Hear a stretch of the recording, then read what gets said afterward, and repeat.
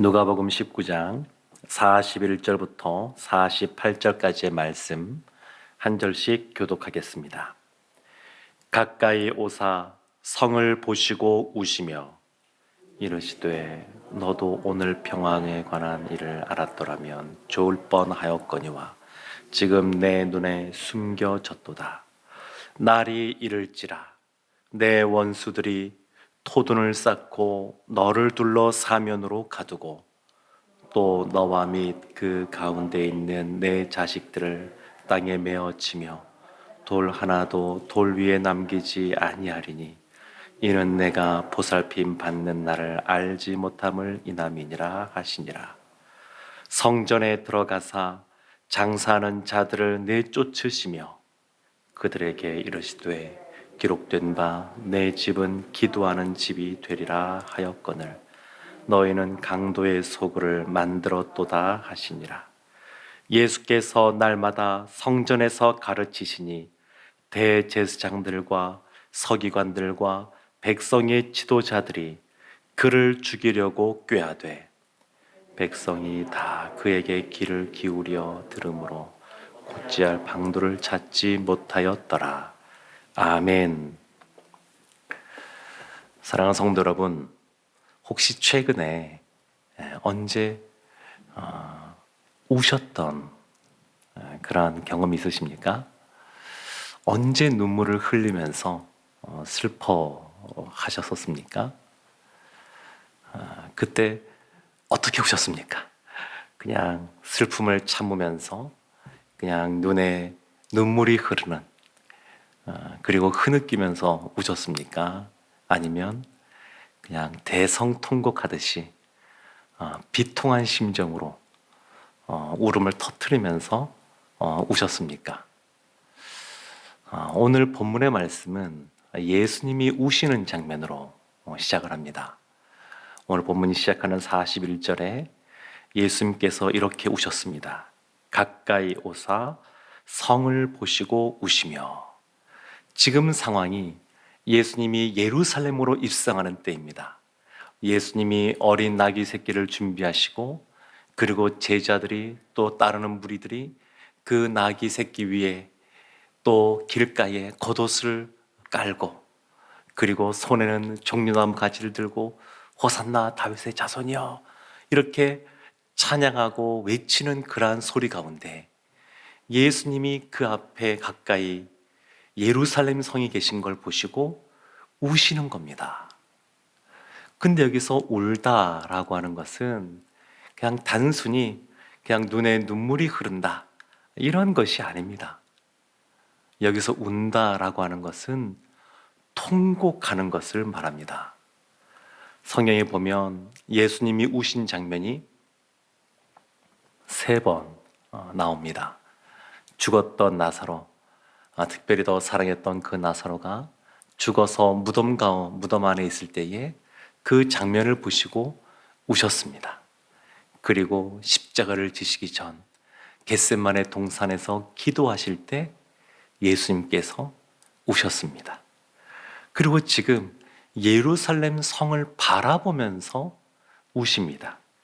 히브리서 말씀을 보게 되면 예수님의 이 울음에 대하여 이렇게 표현합니다. 5장 7절에 그는 육체에 계실 때에 자기를 죽음에서 능히 구원하실 이에게 심한 통곡과 눈물로 간구와 소원을 올렸고 그의 경건하심으로 말미암아 들으심을 얻었느니라. 심한 통곡과 눈물로 기도하셨습니다. 그러니까 예수님이 여기서 우셨다라고 하는 것은 우리는 그냥 울다 이렇게 나오니까 뜻이 분명하지 않지만 이 원어인 헬라어로 보면 통곡했다는 겁니다. 애통해하고 비통해하고. 그러니까 지금 예수님께서 상황을 보면 좀 어울리지 않는 것 같습니다. 제자들과 주위에 있는 사람들이 그렇게 소리 높여 예수님을 찬양하고 예수님 공생의 사역 동안에 생애 동안에 이와 같이 사람들로부터 찬양을 받았던 적이 없습니다. 가장 사람들로부터 높임받고 찬양받는 그때에 예수님은 통곡하고 계십니다. 예수님께서 이와 같이 통곡하시는 이유는 예루살렘을 바라보면서 44절에 그 땅 가운데 이 두 가지 일이 나타날 것 때문에 통곡하십니다. 44절에 너와 및 그 가운데 있는 내 자식들을 땅에 메어치며, 그들과 그들의 자식들 땅에 메어치다. 고대 사회는 여러 가지 항명하거나 불순종하거나 또 특별하게 이 죽음을 좀 처참하게 죽임으로 여러 가지 본보기를 삼아야 되겠다라고 할 때에 아주 일반적인 죽음이 아니라 누가 보더라도 끔찍한 죽음을 행하게 되는데, 그 사람을 땅바닥에 내팽개치듯이 그렇게 해서 사람들이 죽게 된다는 겁니다. 그들뿐만 아니라 그들의 자손이. 그러니까 예수님께서 그걸 말씀하십니다. 두 번째는 무엇이냐면 44절 후반전에 돌 하나도 돌 위에 남기지 아니하리니 이는 내가 보살핌 받는 날을 알지 못함을 인함이니라. 돌 위에 돌 하나 남기지 않는다. 예루살렘 성이 완전히 무너지고 황폐해지고 그렇게 그 성이 무너질 것에 대해서 예수님께서 말씀하고 있습니다. 그러니까 예수님이 지금 우시는 것은 예루살렘의 미래, 앞으로 펼쳐질 일들에 대해서 그것을 바라보고 슬퍼하시는 겁니다.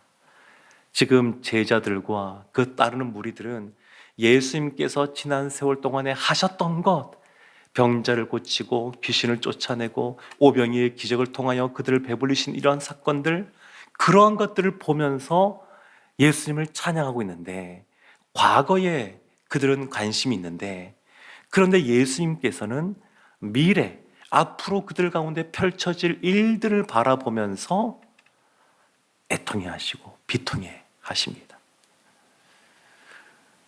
42절 보면 예수님께서 이것을 보다 이렇게 또 설명해 주십니다. 너도 오늘 평화에 관한 일을 알았더라면 좋을 뻔하였거니와 지금 내 눈에 숨겨졌도다. 하나님은 우리가 이 땅 가운데 평화롭게 살기를 원하십니다. 예수님이 오셨을 때에도 하늘엔 영광이요 땅에는 평화, 이렇게 찬양을 했는데, 주님이 오신 이유는 이 땅의 평화를 위해서 오셨습니다. 그리고 예루살렘 사람들도 예수 그리스도를 통하여 평화, 샬롬을 누리는 삶을 살기를 원하셨습니다. 그런데 그들이 거기에 관심이 있지 않고 헛된 것에 관심이 있는 겁니다. 실제로 예수님이 부활 승천하신 이후에 수십 년 지나지 않아서 약 AD 70년경, 주후 70년경에 그들이 반란을 일으킴으로 로마로부터 그 예루살렘이 처참하게 짓밟히는, 지금 이 기록된 말씀처럼 이와 같은 일들이 벌어집니다. 그러니까 불과 수십 년 뒤입니다. 그때 이와 같은 일이 벌어지는 걸 보면서 이 예수님께서 이들을 바라보면서 애통해 하십니다. 사랑하는 성도 여러분, 생각해 보면 예수님께서 왜 이와 같이 이 땅에 오셔서 통곡하셨을까?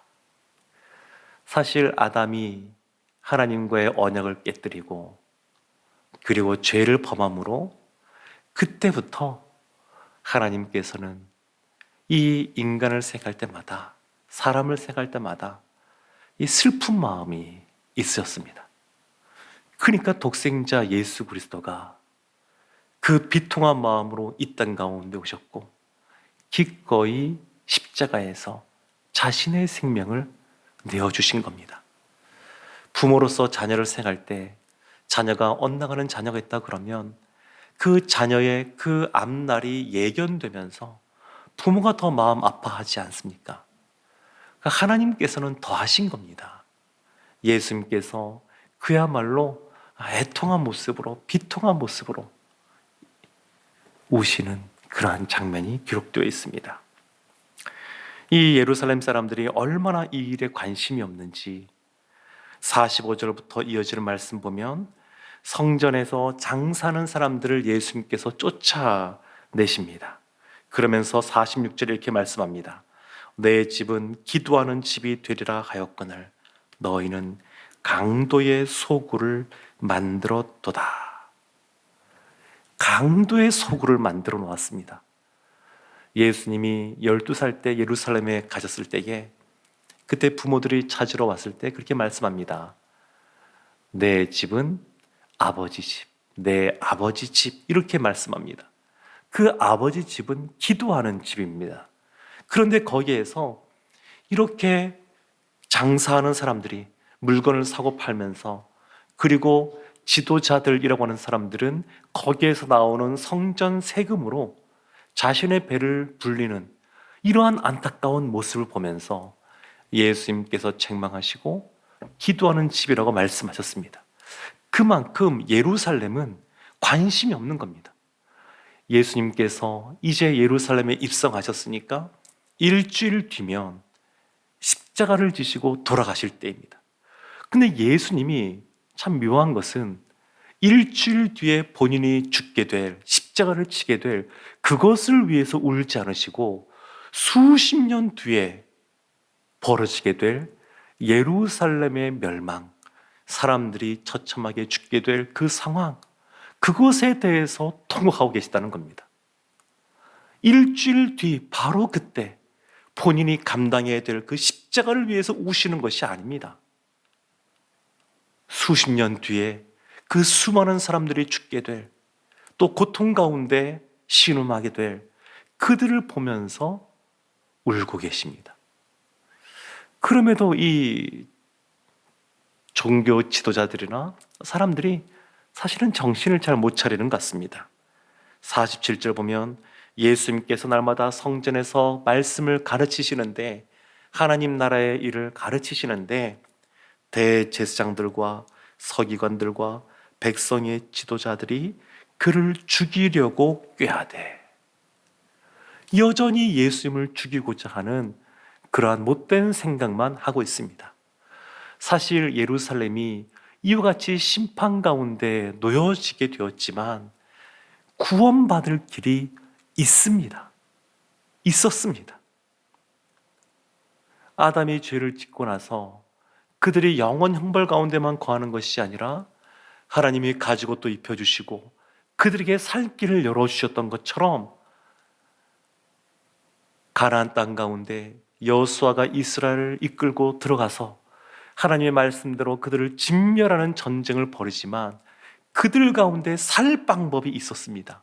라합처럼 하나님께로 돌이키면 인애하신 인자가 크신 하나님께서 용납해 주시고 살 길을 열어주십니다. 니느웨 성이 이제 곧 멸망한다, 그런 심판을 들었지만 요나 선지자의 그 전하는 메시지, 그냥 그 간단한 말을 듣고도 회심하니까 살게 되었던 것처럼 하나님은 살 길을 열어주십니다. 왜 예루살렘이 이와 같이 심판 가운데 멸망 가운데 놓여지게 되었느냐? 하나님의 은혜가 없어서가 아닙니다. 하나님이 구원의 방법을 보여주지 않아서가 아닙니다. 어느 곳보다 예루살렘은 예수님께서 행하시는 그러한 말씀, 또 이적, 그리고 무엇보다 예수님이 친히 십자가를 지시고 죽으시고 3일 만에 부활한 것을 직접 본 사람도 많은 곳이고 들은 사람도 많은 곳이 예루살렘입니다. 하나님이 은혜를 베풀어 주셨습니다. 하나님이 은혜를 베풀지 않아서 망하는 것이 아니라 하나님이 은혜를 베풀어 주시고 그 방법도 알려주셨음에도 불구하고 그들의 마음이 여전히 재물에 있고, 그리고 하나님이 주시는 그런 평화가 아니라 다른 것에 그들의 마음이 빼앗기다 보니까 그들이 이들의 이와 같이 멸망의 길 가운데 들어선 것을 보게 됩니다. 사랑하는 성도 여러분, 이 말씀을 보고 생각하다 보게 되면, 묵상하다 보게 되면 참 여러 가지로 주님 앞에 죄송스러운 마음, 안쓰러운 마음, 이런 마음들이 들게 됩니다. 지금 예루살렘에 들어가는데 수많은 군중이 함께합니다. 근데 예수님께서 친히 나귀 새끼를 준비하시고, 근데 제자들이 관심이 없습니다. 사람들이 관심이 없습니다. 왜 예수님 말을 타지 않고 나귀 새끼를 타십니까? 나중에서야 그들이 겸손의 왕으로서 구약의 말씀을 성취하시는 것이구나, 이런 것을 알게 되었지만 잘 모릅니다. 그때 주님께서 예루살렘 성을 보면서 통곡하시는데 제자들이나 사람들이 예수님 왜 이렇게 울고 계십니까? 그리고 예수님과 함께 더불어서 함께 우는 사람들이 없습니다. 홀로 나귀를 준비하시고 홀로 통곡하시고 홀로 십자가를 지시고 홀로 감당하셨습니다. 사랑하는 성도 여러분, 그렇지만 우리는 이 예수님께서 홀로 그 모든 것을 감당하시고 통곡하셨기에 우리는 나음을 입고 구원을 얻은 하나님의 백성이 된 줄로 믿습니다.